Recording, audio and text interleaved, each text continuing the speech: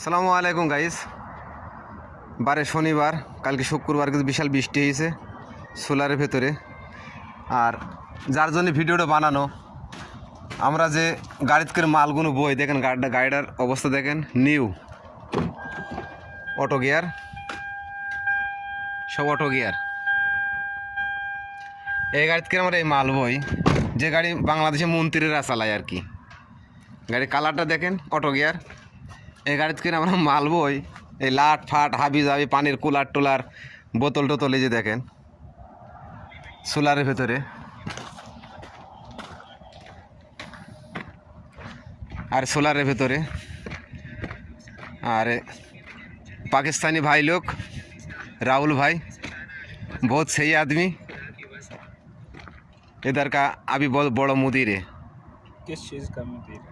बड़ा मुदीर है, सही आदमी है।